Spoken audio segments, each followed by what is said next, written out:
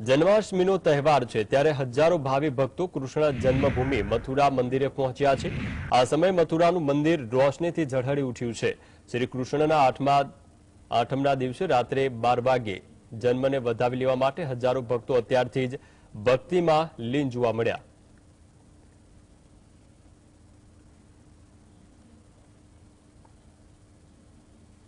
દિલ્હીમાં વડાપ્રધાન મોદીએ મંત્રી પરિષદની બેઠક યોજી હતી। આ બેઠકમાં પીએમએ તેમના પ્રધાનોને બે મહત્વના સંદેશ આપ્યા છે। પીએમ મોદીએ એનડીએના મંત્રીઓને ઉદયનિધિ સ્ટાલિન દ્વારા કરવામાં આવેલી ટિપ્પણીનો તથ્ય સાથે યોગ્ય જવાબ આપવા જણાવ્યું। આ સાથે જ વડાપ્રધાને મંત્રીઓને ભારત વિરુદ્ધ ઇન્ડિયા મુદ્દે ટિપ્પણી ન કરવાની સલાહ આપી છે, એટલે કે જે વ્યક્તિને અધિકૃત કરવામાં આવ્યા છે તેઓ જ આ વિશે ચર્ચામાં ભાગ લે। વડાપ્રધાને તમામ મંત્રીઓને G20ની બેઠક દરમિયાન દિલ્હીમાં હાજર રહેવાનો આદેશ આપ્યો। જે મંત્રીઓ વિદેશ મહેમાનોને મળવાના છે તેમને દેશની સંસ્કૃતિ, ખાનપાન અને પાયાની જાણકારી મેળવી લેવાની સૂચના આપવામાં આવી। ઉદયનિધિએ સનાતન ધર્મ પર આવેલા નિવેદનને ભાજપ મોટો મુદ્દો બનાવવાના મૂડમાં છે।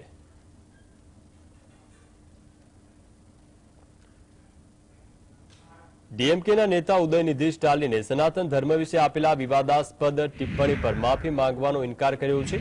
આ પછી તેમણે કહ્યું છે કે નવી સંસદ ભવન બિલ્ડિંગના ઉદ્ઘાટન કાર્યક્રમમાં રાષ્ટ્રપતિ દ્રૌપદી મુર્મુને આમંત્રણ પાઠવવામાં આવ્યું નહોતું। ઉદયનિધિના નિવેદનને લઈને ભાજપે વિપક્ષી પાર્ટીઓના ઇન્ડિયા ગઠબંધન સામે સવાલ ઉઠાવ્યા છે। ભાજપે આ અંગે વિપક્ષી ઇન્ડિયા ગઠબંધન પાસે માફી માંગવાની માંગ કરી છે। જો કે ઇન્ડિયા ગઠબંધને ઉદયનિધિ સ્ટાલિનના નિવેદનને તેમનો અંગત અભિપ્રાય ગણાવ્યો। કેટલાક પક્ષો તેમના નિવેદનને સમર્થન આપી રહ્યા છે તો કેટલાક ઉદયનિધિને સંયમ રાખવાની સલાહ આપી રહ્યા છે। Best example, the Honorable President Draupadi Murmu madam, she was not invited for the opening of the parliament. Right. That is the best current example. Thank you. No question of apology. Somebody is apologizing to me? They demanding your apology. No, sorry. I can. This is not an apology to them. For a question. આગામી 9 સપ્ટેમ્બરે દિલ્હીમાં G20 સંમેલન પહેલા વડાપ્રધાન નરેન્દ્ર મોદી આજથી 2 દિવસ ઇન્ડોનેશિયાના પ્રવાસે છે। ઇન્ડોનેશિયાના રાષ્ટ્રપતિ જોકો વિડોડોના આમંત્રણને લઈને તેઓ 20મા આસિયાન ભારત શિખર સંમેલનમાં સામેલ થશે। વડાપ્રધાન નરેન્દ્ર મોદી આસિયાનના વર્તમાન અધ્યક્ષ સ્વરૂપે ઇન્ડોનેશિયા તરફથી આયોજિત 18મા પૂર્વ એશિયાઈ શિખર સંમેલનમાં ભાગ લેશે। વિદેશ મંત્રાલયના મતે આસિયાન ભારત શિખર સંમેલનમાં ભારત આસિયાન સંબંધોની પ્રગતિની સમીક્ષા સાથે સહયોગથી માંડીને ભવિષ્યની દિશામાં અનેક નિર્ણય લેવાશે। ઇન્ડોનેશિયાની G20 દેશોના ટ્રોયકોનો ભાગ છે। G20માં ટ્રોયકા એટલે 3 દેશો હોય છે, જેમાં G20ની વર્તમાન, ભવિષ્યની અને ભૂતકાળમાં યજમાની કરી હોય। ઇન્ડોનેશિયા પાસે ગત વર્ષે જ G20 સમૂહનું અધ્યક્ષપદ હતું।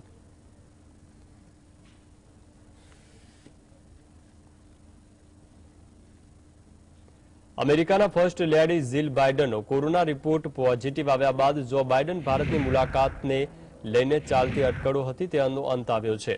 વ્હાઇટ હાઉસે અપડેટ જાહેર કરતા કહ્યું છે કે અમેરિકી રાષ્ટ્રપતિ ગુરુવારે ભારતમાં આવવા રવાના થશે।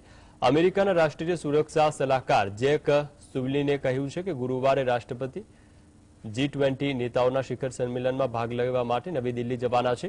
શુક્રવારે જો બાઇડન અને વડાપ્રધાન નરેન્દ્ર મોદી વચ્ચે દ્વિપક્ષીય બેઠક યોજાશે। શનિવાર અને રવિવારે તેઓ G20 શિખર સંમેલનમાં સત્રમાં સામેલ થશે। જો બાઇડન G20 શિખર સંમેલનમાં પ્રમુખ છે। તેઓ ઉભરતા બજાર ભાગીદારો સાથે મળીને મહાન બાબતો લાવવા માટે પ્રતિબદ્ધ છે।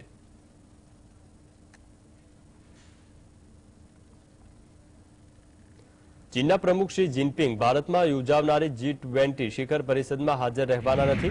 તેઓના બદલે વડાપ્રધાન લી કૈલાસ ચીનનું પ્રતિનિધિત્વ કરશે। જો કે ચીનના વિદેશ મંત્રાલયે જિનપિંગનું હાજર ન રહેવાનું કારણ દર્શાવ્યું નથી, પણ તે સ્પષ્ટ છે કે સીમા વિવાદની ભારત ચીન સંબંધ પર સ્પષ્ટ અસર દેખાય છે। અમેરિકાના પ્રમુખ જો બાઇડને પણ શી જિનપિંગ ભારત ન આવવાથી નિરાશા દર્શાવી છે। સામાન્ય રીતે ચીન દર વર્ષે પોતાના સ્ટેન્ડર્ડ મેપ પ્રસિદ્ધ કરે છે, પરંતુ આ પ્રથમ વખત બન્યું છે કે ભારતે તેનો સામે વિરોધ કર્યો છે। ભારતે ચીનના તે દાવાનો પૂરજોરથી વિરોધ કર્યો। કેટલાક સમયથી ભારત ચીન વચ્ચે સીમા વિવાદ ચાલુ છે, તેથી બંને દેશોના સંબંધો ઠંડા પડ્યા છે। 3 વર્ષ પૂર્વે ભારત ચીનના સૈનિકો વચ્ચે મારામારી થઈ હતી, તેમાં ભારતના 20 જવાન શહીદ થયા હતા અને તેનાથી 3 ગણા ચીનના સૈનિકોના પણ મૃત્યુ થયા હતા। તે બાદ બંને પક્ષોએ લદ્દાખ તેમજ અરુણાચલ પ્રદેશ અને દોકલામાં વધુને વધુ સૈનિકોને તૈનાત કર્યા છે।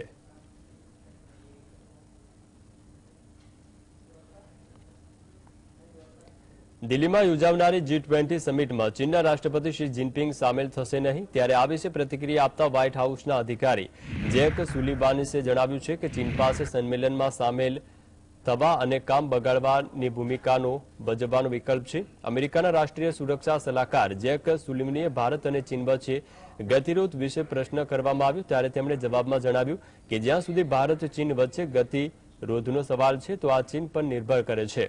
જો ચીન વસ્તુઓ બગાડવાની ભૂમિકા ભજવવામાં માંગે છે તો તેની પાસે આ વિકલ્પ છે. તેમણે જણાવ્યું કે યુએસ સહિત G20 પરિષદના અન્ય સભ્ય રાષ્ટ્ર ક્લાઇમેટ ચેન્જ, બહુપક્ષીય વિકાસ, બેંક સુધારણા, ટેકનોલોજી પર ધ્યાન કેન્દ્રિત કરશે. સંમેલનમાં ભૂ-રાજનૈતિક સવાલોને અલગ રાખી વાસ્તવિક સમસ્યા અને તેના ઉકેલ પર ધ્યાન કેન્દ્રિત કરવું જોઈએ. Question of tensions between India and China affecting the summit, really that's up to China. If China wants to come in and play the role of spoiler, of course that option is available to them. What I think the chair, India, will encourage them to do, what we, the United States, and every other member, virtually every other member of the G20 will do, is encourage them to come in a constructive way on climate, on multilateral development bank reform, on debt relief, on technology, and set aside the geopolitical questions and really focus on problem solving and deliver. આગામી G20 summit બાબતે G20ના મુખ્ય સંયોજક હર્ષવર્ધન શ્રીંગલાએ જણાવ્યું હતું કે 8 મેથી ભારતમાં ઘણી મોટી સંખ્યામાં નેતાઓ આવશે જેઓ G20ના સભ્ય દેશોના છે, પરંતુ અમારા આમંત્રિત દેશો અને આંતરરાષ્ટ્રીય સંગઠનો પણ હશે જેઓ દિલ્હીમાં આવશે. આ એક એવી બેઠક છે જેમાં નેતાઓને વૈશ્વિક મહત્વની બાબતો પર ચર્ચા કરવાની, ગૂંચવણ ઉકેલવાની અને નિર્ણય લેવાની તક મળે છે. તેથી તે પરિપ્રેક્ષ્યમાં મને લાગે છે કે વિશ્વના સૌથી પ્રભાવશાળી નેતાઓનું એકત્ર થવું ખૂબ જ મહત્વપૂર્ણ છે અને મને લાગે છે કે ભારત પાસે આ અભૂતપૂર્વ ઇવેન્ટનું આયોજન કરવાનો વિશેષ અધિકાર છે.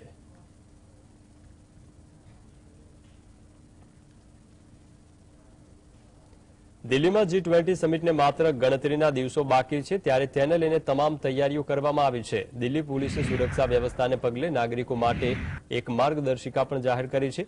દિલ્હી ટ્રાફિક પોલીસના સ્પેશિયલ કમિશનર SS યાદવે જણાવ્યું હતું કે અમે નાગરિકોને બેઠકમાં સમયગાળા દરમિયાન ઇન્ડિયા ગેટ અને કર્તવ્ય પથ પાસે ચાલવા અથવા સાયકલ ન ચલાવવાની અપીલ કરીએ છીએ. મેગા સમિટના દિવસો દરમિયાન બસ અને મેટ્રો સેવા પર આંશિક પ્રતિબંધ મૂકવામાં આવ્યો છે. માત્ર નવી દિલ્હી અને NDMCના ક્ષેત્ર નિયંત્રિત ઝોન હેઠળ આવે છે. આ સાથે જ વરિષ્ઠ પોલીસ અધિકારીએ મેપ માય ઇન્ડિયા ડાઉનલોડ કરીને વૈકલ્પિક રૂટ વિશે જાણકારી મેળવવા અપીલ કરી છે.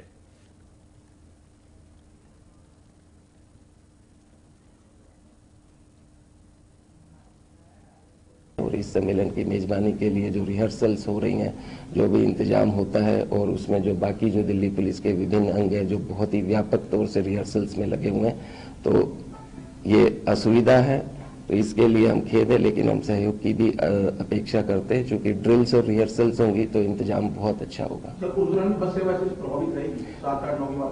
देखिए 8, 9, 10 की जो मैंने बात कही, आप मैप माई इंडिया की मैपल ऐप है, आप उसको डाउनलोड कीजिए. स्वदेशी ऐप है, भारत की ऐप है, आप उसको डाउनलोड कीजिए. उसमें आपको जो है नई दिल्ली नियंत्रण क्षेत्र में जो भी रिस्ट्रिक्शंस है उसको बाईपास करके आपको जो भी ऑल्टरनेटिव करेक्ट रूट्स हैं, अगर आप अपनी कार से जाना चाहते. દિલ્હીમાં G20 સમિટ યોજાવાની છે ત્યારે કેજરીવાલ સરકારે સમગ્ર રાજધાનીમાં 8મી થી 10મી સપ્ટેમ્બરના રોજ તમામ શાળા, કોલેજ અને કચેરી બંધ રાખવાનો આદેશ કર્યો છે. દિલ્હી સરકારના શિક્ષણ મંત્રી આતિશી માર્લેનાએ આ અંગે સત્તાવાર જાહેરાત કરી છે. આતિશી માર્લેનાએ જણાવ્યું છે કે 8મી થી 10મી સપ્ટેમ્બર દરમિયાન ઘણા પ્રતિબંધો લાદવામાં આવ્યા હોવાથી સમગ્ર દિલ્હીમાં તમામ કાર્યાલયો બંધ રાખવાનો આદેશ કરાયો છે. દિલ્હી વિદેશી મહેમાનોનું સ્વાગત કરવા માટે તૈયાર છે. ये ऑफिसेज सारे बंद रहेंगे 8, 9, 10 तीनों दिनों के लिए. इसलिए भी बंद रहेंगे क्योंकि इस दौरान कई प्रकार की ट्रैफिक रिस्ट्रिक्शन, सिक्योरिटी रिस्ट्रिक्शंस वगैरह रहेंगी.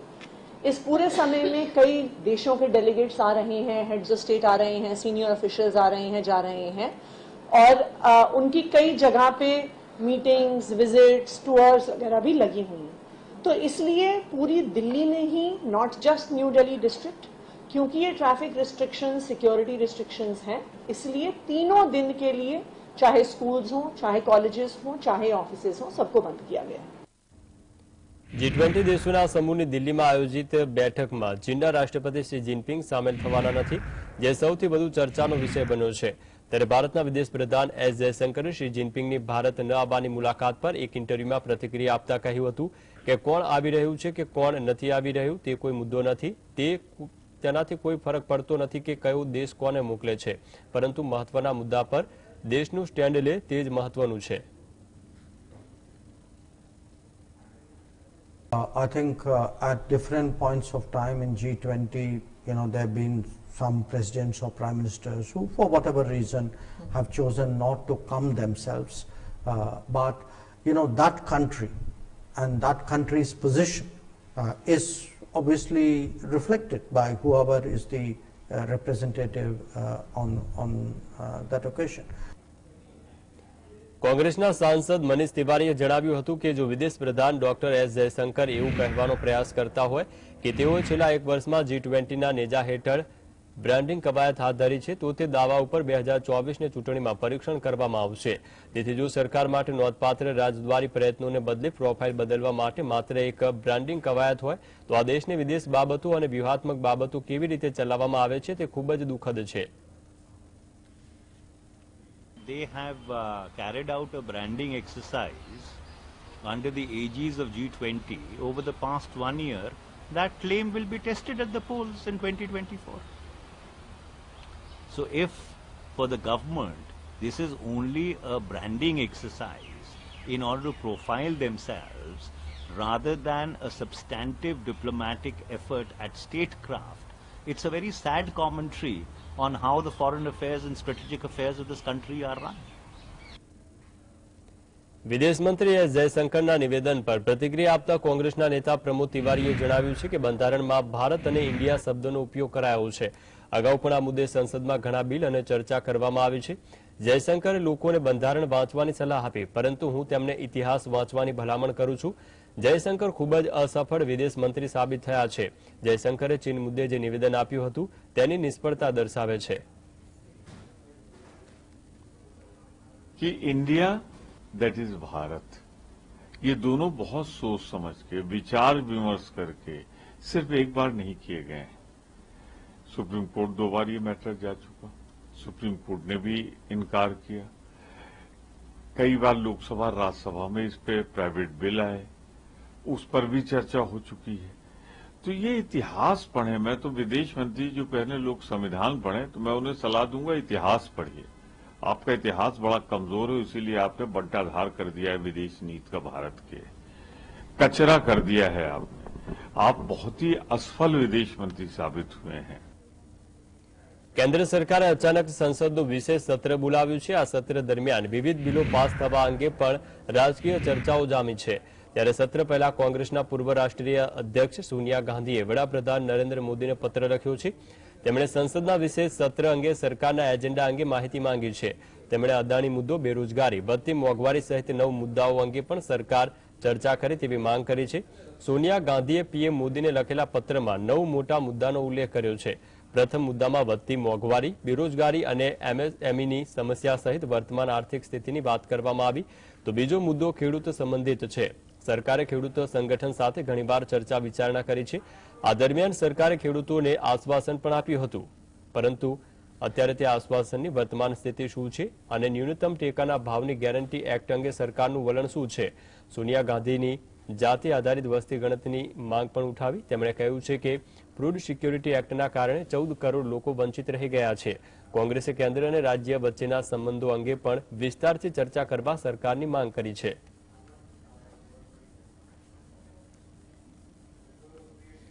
સંસદના વિશેષ સત્ર અંગે કોંગ્રેસના સંસદીય દળના વડા સોનિયા ગાંધીના પત્ર પર સરકારે જવાબ આપ્યો છે. કેન્દ્રીય સંસદીય કાર્યમંત્રી પ્રહલાદ જોશીએ કહ્યું છે કે તમે પરંપરાઓ પર ધ્યાન આપતા તે દુર્ભાગ્યપૂર્ણ છે. સત્રની શરૂઆત પહેલા વાતચીત થશે. સંસદનું વિશેષ સત્ર 18 થી 22 સપ્ટેમ્બર સુધી ચાલશે. સંસદીય બાબતોના પ્રહલાદ જોશીએ પત્રમાં કહ્યું છે કે તે ખૂબ જ દુર્ભાગ્યપૂર્ણ છે કે તમે સંસદની કામગીરીનું રાજનીતિકરણ કરવાના પ્રયાસ કરી રહ્યા છો. જે આપણા લોકતંત્રનું મંદિર છે અને જ્યાં કોઈ વિવાદ નથી ત્યાં બિનજરૂરી વિવાદ ઉભો કરી રહ્યા છો.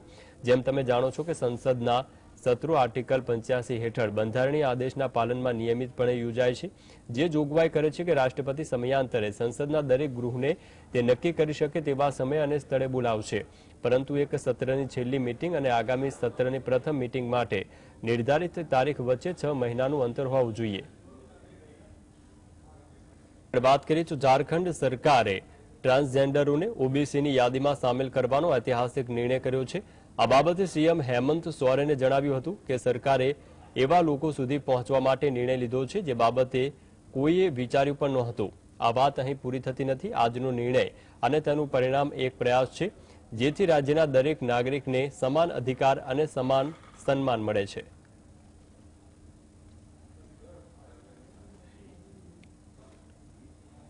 છત્તીસગઢના મુખ્યમંત્રી ભૂપેશ બઘેલે જણાવ્યું કે અત્યાર સુધી અમને પ્રેસિડેન્ટ ઓફ ઇન્ડિયા તરફથી આમંત્રણ મળતું હતું, પરંતુ આ વખતે પ્રેસિડેન્ટ ઓફ ભારત તરફથી નિમંત્રણ મળ્યું છે.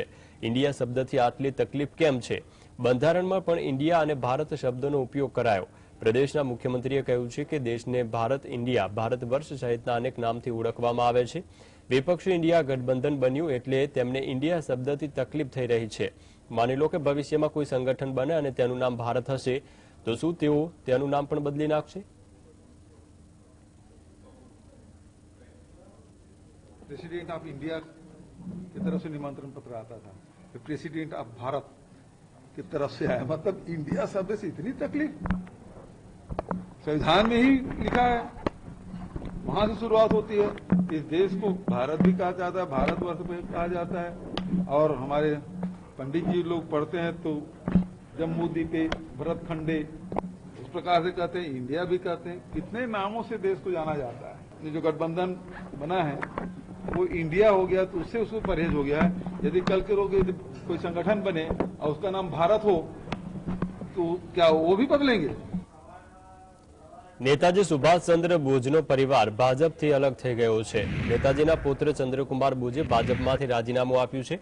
ભાજપમાંથી રાજીનામું આપવા પર નેતાજી સુભાષચંદ્ર બોઝના પુત્ર ચંદ્રકુમાર બોઝે જણાવ્યું હતું કે 2016માં મેં ભાજપના યોગદાન આપ્યું હતું અને હું નરેન્દ્ર મોદીના નેતૃત્વથી પ્રેરિત હતો. મારા સિદ્ધાંતો મારા દાદા શરદચંદ્ર બોઝ અને તેમના નાના ભાઈ સુભાષચંદ્ર બોઝ સાથે સુસંગત છે. તેમના સિદ્ધાંતો એ હતા કે તેઓ દરેક ધર્મને ભારતીય તરીકે જોતા હતા. તેઓ વિભાજન અને સાંપ્રદાયિકતાની રાજનીતિ સામે લડ્યા.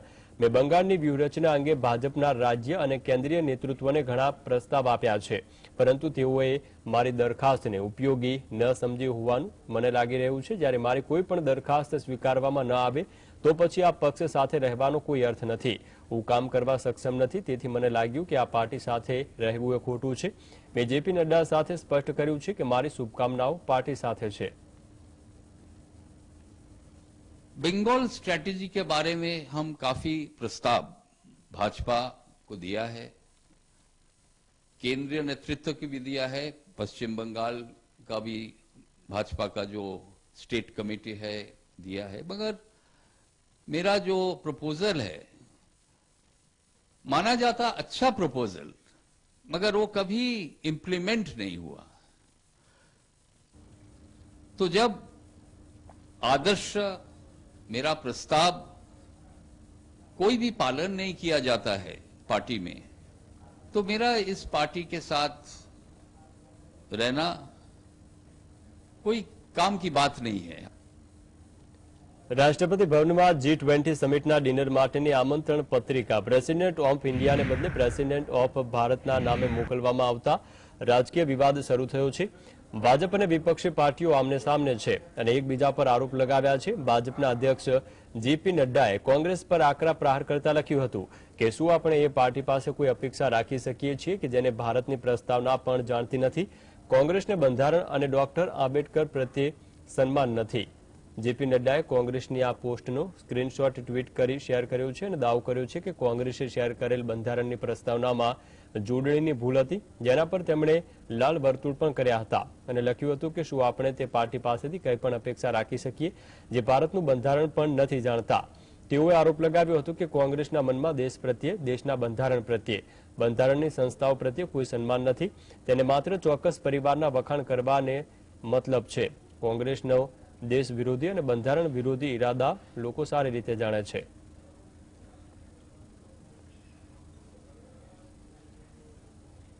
કર્ણાટકના મંત્રી અને કોંગ્રેસના નેતા પ્રિયંક ખડગેએ જણાવ્યું છે કે દેશને હિન્દીમાં ભારત અને ઇંગ્લિશમાં ઇન્ડિયા કહેવામાં આવે છે. તેમણે દાવો કર્યો છે કે કેન્દ્ર સરકાર માત્ર નામ બદલવામાં વ્યસ્ત છે. પોતાને ગેમ ચેન્જર ગણાવી અને સત્તામાં આવ્યા બાદ પરંતુ હવે તે નેમ ચેન્જર બની ગયા. પહેલા માર્ગોનું નામ બદલતા હતા, હવે દેશનું નામ બદલી શકે છે. નામ બદલવાથી કોઈ વસ્તુમાં ફેરફાર આવવાનો છે ખરો? શું દેશની અર્થવ્યવસ્થા સુધરશે અથવા વધુ લોકોને રોજગાર મળશે? શું ચીન સરહદ પાસેથી તેની સેના પરત બોલાવશે?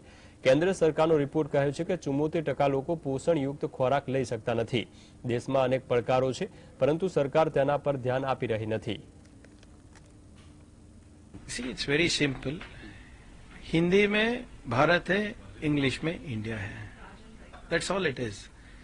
ना ये सरकार जो आई है सिर्फ नाम बदलने में मसरूफ है.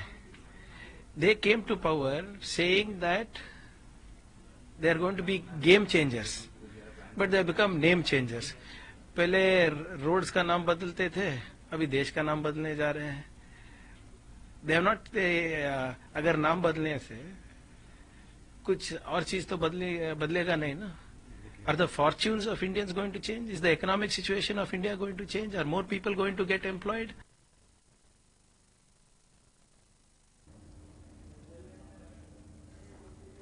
G20 સમિટના આમંત્રણમાં પ્રેસિડેન્ટ ઓફ ઇન્ડિયાની જગ્યાએ પ્રેસિડેન્ટ ઓફ ભારત શબ્દનો ઉપયોગ કરાતા દેશનું નામ બદલવામાં આવે તેવી ચર્ચાએ જોર પકડ્યું છે. ત્યારે આ વિશે પ્રતિક્રિયા આપતા બોલિવૂડ અભિનેતા જેકી શ્રોફે જણાવ્યું છે કે ભારત બોલવામાં કંઈ ખોટું નથી. નામ બદલવાથી વસ્તુઓ થોડી બદલાય છે. જેકી શ્રોફે જણાવ્યું છે કે મારું નામ જેકી છે, પરંતુ કેટલાક લોકો મને જોકી બોલે છે. કોઈ કહે છે જેકી, પણ હું બદલાઈશ નહીં. નામ બદલવાથી આપણે થોડા બદલાઈશું. આ પહેલા અમિતાભ બચ્ચને પણ સોશિયલ મીડિયા પ્લેટફોર્મ એક્સ પર ભારત માતા કી જય લખ્યું હતું. देश का आपका नाम भारत, आपका क्या नाम था? दुनिया पहले सबसे क्या नाम था? अपना भारत बोलते थे. जय भारती, बराबर यही था ना गाना. करो, अगर आपको भारत बोलना है तो कोई बुरी बात तो नहीं है. भारत ही बोल रहे हैं भारत को ना. लेकिन कुछ विपक्षी पार्टी ऐतराज कोई है, चलो इंडिया है तो इंडिया है, भारत है तो भारत. मेरा नाम जैकी है, मुझे कोई जॉकी बोलता है, कोई जेकी बोलता है. मेरे नाम को इतना तोड़ देते, मगर मैं नहीं बदलूंगा. हम कैसे बदलेंगे? नाम बदलेंगे, हम थोड़ी बदलेंगे. આમ આદમી પાર્ટીના નેતા પ્રિયંકા કક્કરે જણાવ્યું છે કે વડાપ્રધાન મોદી અને ભાજપ વિપક્ષી ઇન્ડિયા ગઠબંધનથી ડરી ગયા છે. વિપક્ષી ઇન્ડિયા ગઠબંધન પહેલી બેઠક જ્યારે પટનામાં થઈ ત્યારે 9 વર્ષમાં મૃતપાય થયેલા એનડીએ ગઠબંધનની બેઠક થઈ. અમારી બીજી બેઠક બેંગલુરુમાં યોજાઈ હતી. ત્યારબાદ કેન્દ્ર સરકારે ઘરેલું એલપીજી ગેસ સિલિન્ડરની કિંમતમાં લગભગ 200 રૂપિયાનો ઘટાડો કર્યો અને મુંબઈમાં ત્રીજી બેઠક બાદ ઇન્ડિયા શબ્દ વિરુદ્ધ આવી વાતો ફેલાવવામાં આવી રહી છે. બંધારણમાં ઇન્ડિયા અને ભારત બંને શબ્દનો ઉલ્લેખ છે. असली मुद्दा ये है कि भाजपा और प्रधानमंत्री मोदी इंडिया गठबंधन की बैठक से घबरा गए हैं. आपने देखा जब पहली मीटिंग पटना में हुई हमारे गठबंधन की, तो पहली बार 9 सालों में एनडीए की 40 घटक दलों की मीटिंग हुई, जो साफ दर्शाता था कि मोदी जी अकेले नहीं पर्याप्त. फिर दूसरी मीटिंग हुई जब हमारी बैंगलोर में इंडिया गठबंधन की, तब लगातार एलपीजी 9 सालों से बढ़ाते जाने के बाद 200 रुपए की राहत मिली दूसरी मीटिंग के बाद. जब अब तीसरी मीटिंग हमारी सक्सेसफुली हुई तो इंडिया नाम के प्रति ऐसी नफरत फैलाई जा रही है. G20 ડિનરના આમંત્રણમાં રાષ્ટ્રપતિ દ્રૌપદી મુર્મુને ભારતના રાષ્ટ્રપતિ તરીકે ઓળખાવવામાં આવતા રાજકીય વિવાદ સર્જાયો છે. કેન્દ્રીય મંત્રી અનુરાગ ઠાકુરે મંગળવારે કહ્યું હતું કે વિપક્ષી પાર્ટીઓએ ભારતને ભૂલવું ન જોઈએ. નામને લઈને કોઈ મુશ્કેલી ન હોવી જોઈએ. અનુરાગ ઠાકુરે કહ્યું છે કે આમાં કોઈ મોટી વાત નથી. આ પહેલા પણ તમે ભારત સરકારના નામે ઘણા આમંત્રણો મોકલતા જોયા હશે. સમસ્યા ક્યાં છે? હું ભારત સરકારમાં મંત્રી છું. ઘણી ન્યૂઝ ચેનલોના નામ પણ ભારત છે. શા માટે કોઈએ ભારત સામે વાંધો હોવો જોઈએ? ભારતના નામથી વાંધો છે તેવા લોકો વિરોધ કરી રહ્યા છે. વિપક્ષનો આરોપ છે કે સરકાર દેશનું નામ ઇન્ડિયા હટાવીને માત્ર ભારત નામનો ઉપયોગ કરવા માંગે છે. આ મુદ્દે વિપક્ષી પાર્ટીઓ પર નિશાન સાધતા કેન્દ્રીય મંત્રીએ કહ્યું કે ભારતના નામનો વિરોધ કોણ કરી રહ્યું છે? શું હવે ભારતનું નામ આવે ત્યારે તમને દુઃખ થાય છે? આ એ જ લોકો છે કે જેઓ પક્ષને દેશ સમક્ષ મૂકે છે, રાજકારણના દલદલમાં ફસાવે છે. તેમણે વિદેશની ધરતી ઉપરથી પણ દેશને બદનામ કરવાના પ્રયાસો કર્યા છે.